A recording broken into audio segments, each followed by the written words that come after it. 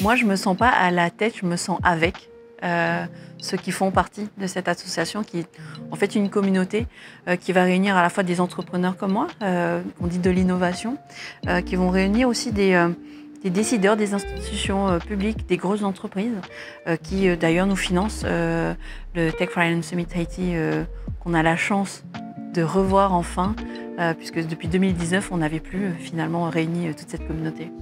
Donc ça me fait... je suis fière en fait d'être une enfant de ce pays déjà. Je suis fière de me dire qu'avec d'autres entrepreneurs on crée de la valeur. Et quand je dis créer de la valeur, c'est donner du sens aux collaborateurs avec qui tu travailles, donner du travail à des personnes et être un levier économique pour ce pays. Ce matin on a eu un Natir A, c'est-à-dire le Nati ça veut dire lier. Lier c'est créer du lien et c'était émouvant et il fallait être connecté à un moment donné aussi à la terre. C'est pour ça qu'on était tous pieds nus autour de ce long lait en OT. Et oui, c'est important. C'est d'autant plus important que moi, je crois beaucoup en l'esprit océanien du visible et de l'invisible.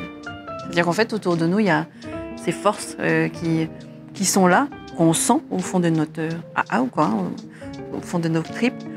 Et il y a aussi ce visible, c'est-à-dire qu'est-ce qu'on en fait finalement de ce passé qu'on a recomposé pour moi, où on a une histoire, où l'innovation, moi à chaque fois je donne cet exemple, où pour moi nous sommes des innovateurs, on a ça dans notre ADN.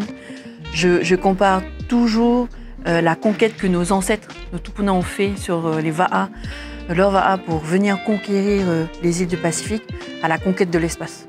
C'est-à-dire qu'il y a plusieurs centaines d'années, ils ont eu cet état d'esprit de conquête, de conquérir des territoires. Et aujourd'hui, on fait la chose inverse. On devient des Vaiana à notre tour.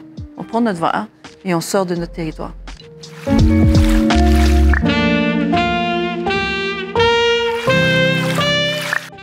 Parce que, par exemple, là aujourd'hui, Speak Tahiti, Propos Tahiti, on est une entreprise tahitienne, locale, on sera toujours une entreprise de Polynésie. On a des envies de grandeur, de grossir, d'accélérer, comme on dit dans le milieu start-up, où on va faire une première levée de fonds. Et l'idée, c'est ce qu'on a réussi à faire en tahitien, c'est de le faire d'ici 2027 avec 500 autres langues qui font partie de ce qu'on appelle des langues minorées, où il y a de moins en moins de locuteurs, mais où il y a quand même assez d'experts, de chercheurs, de personnes locutrices pour pouvoir, comme le tahitien, ici en Polynésie, créer voilà, une entreprise. Et ce qui est assez intéressant, c'est que ça fait quoi, depuis juin vraiment que je me lance dans cette aventure. J'ai de nouveaux associés, c'est-à-dire que j'ai réussi à attirer des gens qui vivent en plein cœur de la Silicon Valley, qui sont aussi des vrais techniciens tech. On a fait plusieurs concours. Le premier concours où on a eu les résultats, c'est Polynov, qui est le concours de l'innovation polynésienne. Face à nous, on était une vingtaine de projets sur les thématiques environnementales, énergie renouvelable, biosourcing et compagnie. On est arrivé premier avec 96,6 sur 100 notés par un jury national et local. Donc ça veut dire qu'effectivement, la culture et les langues notamment ont leur place dans le game. Et on a toujours cette vision-là de la culture où finalement c'est soit à l'école, soit une association qui va faire la promotion. Et en fait, non, moi je suis là pour défendre le fait qu'avec la culture, on peut créer une entreprise, créer une industrie et faire en sorte qu'il y ait de l'employabilité.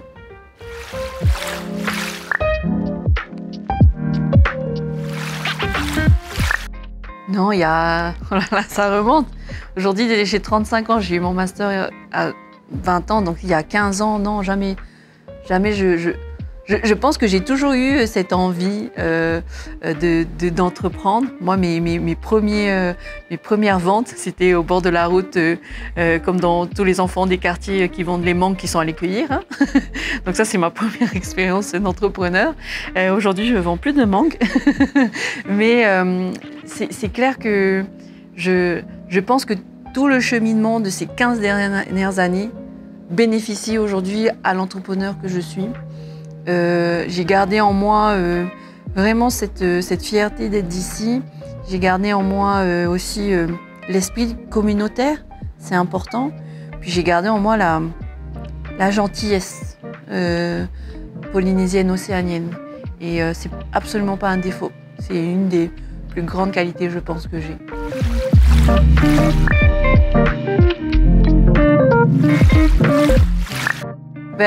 Nous, en tout cas, dans nos milestones, ce qu'on appelle les jalons, on commence déjà, par exemple, sur le village, on propose nos premières applications en tahitien et en djéou. Le djéou, c'est une des langues les plus parlées en Calédonie. Et oui, je pense que le Pacifique, on y est déjà, puisqu'on est île du Pacifique. Et en fait, nous, notre progression, nos territoires qu'on est en train de viser, c'est d'ici la fin de l'année, la Calédonie, avec d'autres pays d'Océanie. D'ici 1 an et demi, les territoires d'Amérique centrale et d'Amérique du Nord, pardon, et d'Europe. Et puis d'ici 2027, toutes les Amériques. Donc ça peut aller très vite, ça va aller très vite. Et je suis absolument surtout fière d'avoir une équipe. Parce que quand tu es entrepreneur, t'as beau vouloir innover, regarde, moi je vous vois, vous êtes 3, t'as beau vouloir faire quelque chose, si t'as pas une équipe, franchement, tu vaux rien. Moi, je considère que je ne vaux rien sans mon équipe. Et en plus, c'est une équipe jeune, polynésienne, et ça, c'est ma plus grande fierté.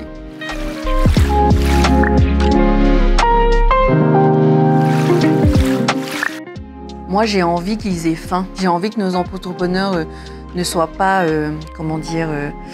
embrouillés par le conditon de notre pays, parce qu'on est sous le soleil, parce que les vahinés, la plage, tout ça. J'ai envie qu'ils aient faim et qu'ils sachent qu'ils ont de la valeur. Et c'est pour ça qu'on a fait venir des invités nationaux et internationaux. On a même des médias nationaux de grande envergure qui sont là pour mettre un focus sur eux et sur notre territoire. Donc ça veut dire qu'on a de la valeur. Et moi, j'ai envie que ce moment qui est un réel moment de connexion, où on puisse faire un partage de savoir, parce que toutes les personnes qu'on a invitées, qui font partie de grands groupes ou qui sont des financeurs des venture capital, vont donner des workshops. Et donc, il y a un transfert de compétences. J'ai envie qu'ils se saisissent de ça. Et puis, la French Tech, le réseau French Tech, c'est faire en sorte de justement se connecter.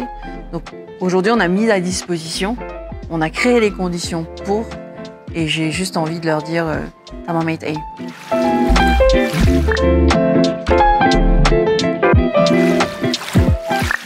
Moi, je suis totalement à 1000% sur ce qu'a pu écrire cet anthropologue fabuleux qui est Epeli Hau'ofa, qui justement parle beaucoup de cette fameuse mer d'île. C'est-à-dire qu'on a l'impression, ou en tout cas la vision que l'autre ou l'occidental peut avoir de nous, c'est une multitude d'îles sur cet grand océan. Et ce matin, c'est pour ça que c'était beau au niveau du Natira, quand tu vois quelqu'un comme Veimoa Mouliava, qui est donc ministre dans le gouvernement calédonien, qui rappelle justement que non, nous sommes un, non pas au-dessus d'un tout, mais dans le tout. C'est clairement une réalité et c'est clairement dans un esprit océanien. Et moi, je partage effectivement cette idée qui veut qu'on n'ait pas des petits territoires isolés, mais bien un grand tout. Il l'a rappelé aussi ce matin avec moi, on représente 1/3 de la surface du monde. C'est-à-dire que quand on fait 3 pas, le 3e pas, c'est nous.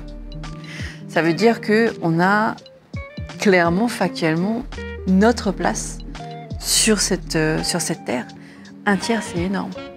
Et on représente à peu près dans l'Océanie, un peu plus, je crois, de 45 millions, moins que la France. Donc c'est pour dire à quel point, effectivement, alors on n'est pas des poissons, hein, sur les 1/3 de la surface, c'est du maritime, et c'est une richesse. On le voit, on est convoité pour ça. Donc oui, évidemment, qu'on est un tout et qu'on est un grand tout et pas juste des territoires petits et isolés.